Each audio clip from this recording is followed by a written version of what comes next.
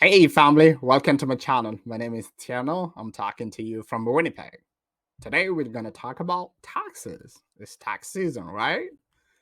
I used to have a teacher who used to say, in Canada, you can avoid everything except, unfortunately, death or taxes.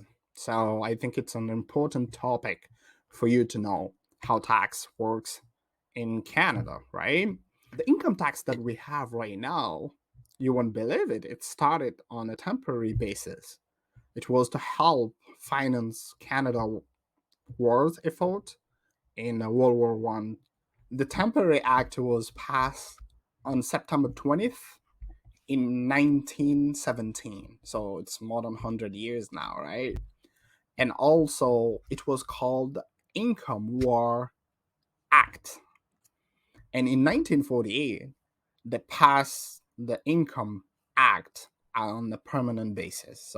But at the beginning, it was a little bit simple because we have 4% that people were paying if they make between 2,000 and 6,000, and above 6,000 you pay between 20 to 25. But we had a lot of exemptions, right?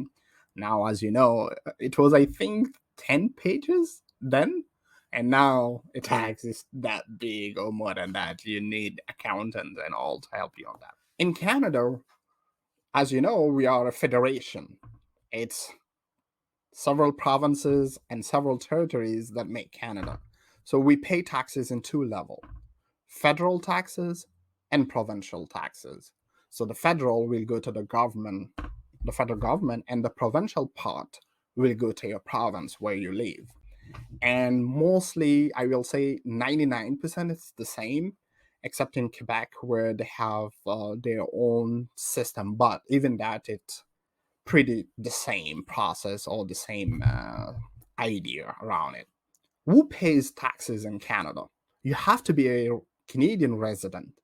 Now, that's a little bit tricky because the taxes residency is different from the immigration.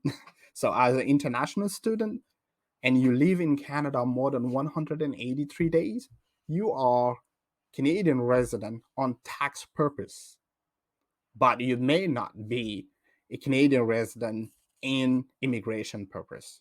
So for the taxes, they don't look at your immigration status. They look at your Canadian residency based on the tax. How long have you lived in Canada?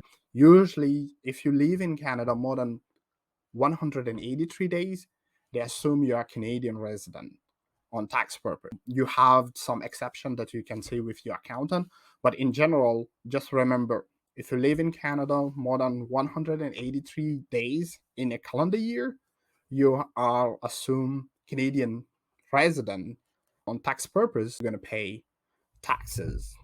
And now on what? So in Canada, you don't pay your taxes on only the Canadian income that you make. It's a worldwide income.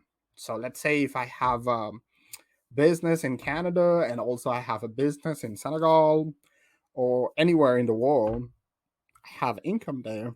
When I do my taxes, I have to add all those incomes, right?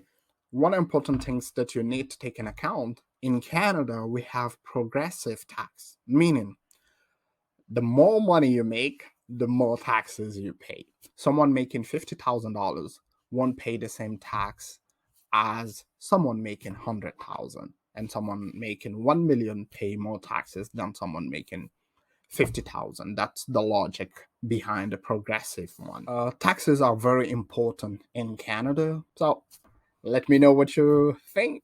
Comment, like, and share. Don't forget to subscribe.